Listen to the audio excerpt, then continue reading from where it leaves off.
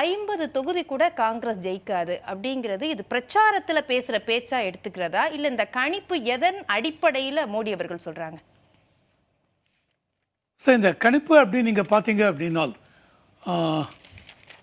Face 1 நடந்திருக்கு, face 2, தென் face 3 இப்போ மே 7 நடக்க போகிறது. அண்ட் இது வரைக்கும் இவங்க பிரச்சாரத்துக்கு எல்லா இதுக்கும் போயிருக்காங்க.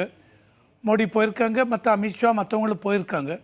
இந்த போகும்பொழுதே லாஸ்ட் எலெக்ஷன் நடந்து பார்த்தீங்களா, இந்த டிசம்பரில் இந்த 3 ஸ்டேட் மத்திய பிரதேஷ், ராஜஸ்தான், சத்தீஸ்கர், இது 3த்துலேயுமே இவங்க பிஜேபிக்கு மத்திய பிரதேஷில் ரொம்ப காங்கிரஸ் பிஜேபி ஈக்குவலாக இருக்கும் அப்படி இப்படின்னு சொன்னது எல்லாத்தையும் ரெக்கார்டெல்லாம் ஸ்மாஷ் பண்ணி மத்திய பிரதேஷில் 160+, ராஜஸ்தானில் 115+, அண்டு சத்தீஸ்கர் மோர் தேன் 50+.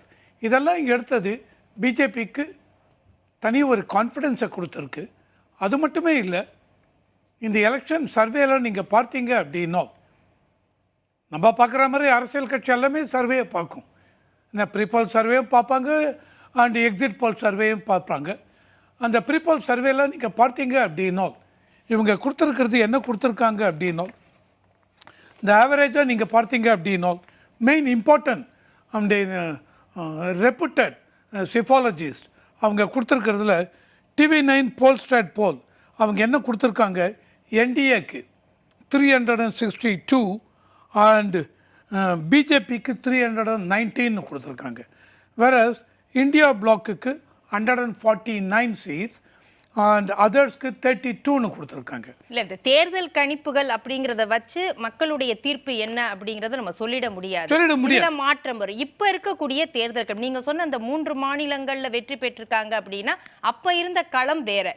இப்ப இருக்கக்கூடிய களத்துல யாரு முந்திரா, எதை வச்சு 50 தொகுதிகள்னு மோடி சொல்றாரு? இதான் நம்மளுடைய கேள்வியா இருக்கு சார். களத்துல முந்துறது அப்படின்னு பாக்குறச்ச இப்போ நான் ஒன்று சொல்லுவேன், மற்றவங்க ஒன்று சொல்லுவாங்க. இது எல்லாமே ஒரு கட் ஃபீலிங், இன்ட்யூஷன் தான்.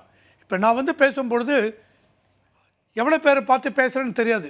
நான் இவங்களை பேசுகிறேன், பேப்பர் படிக்கிறேன், வாட்ஸ்அப் படிக்கிறேன், அவ்வளோ அதை வச்சு தான் பேச போகிறேன். மற்றவங்களும் அப்படி தான் சொல்ல போகிறாங்க. அதுக்காக தான் இந்த ப்ரீபோல் சர்வே சிஃபாலஜிஸ் இவங்க என்ன பண்ணுறாங்க, சாம்பிளிங்.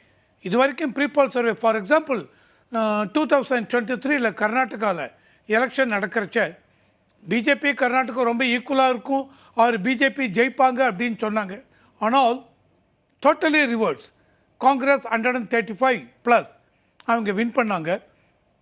அண்ட் எக்ஸிட் போல் இவங்க சொல்லும்பொழுது India today C voter they gave exit pole analysis என்ன சொன்னாங்க, பிஜேபி 70க்கு கீழே தான் வரும்னாங்க.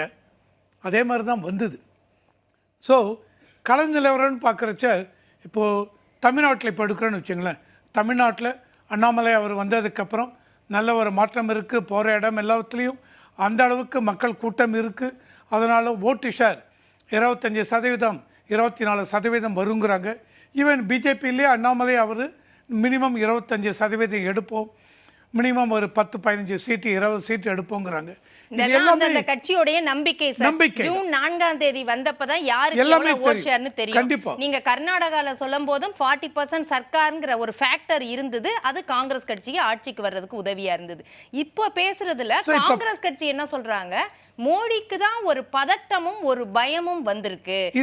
ஃபர்ஸ்ட் 2 ஃபேஸ்ல அவருக்கு சாதகமான ஒரு வாக்கு சதவீதம் இல்ல, அதனால ஒரு பதட்டம் வந்திருக்கு. அதனாலதான் இந்த இடஒதுக்கீடு SC/ST கிட்ட இருந்து நாங்க இடஒதுக்கீடை பறிச்சு முஸ்லிம்களுக்கு காங்கிரஸ் கொடுத்துருவாங்க, இந்த பேச்சுக்கெல்லாம் பதட்டத்தின் பயத்தின் வெளிப்பாடுங்கிறாங்க. இப்ப இந்த 50 தொகுதி கூட இதோட வெளிப்பாடாதான் நம்ம எடுத்துக்கிறதா?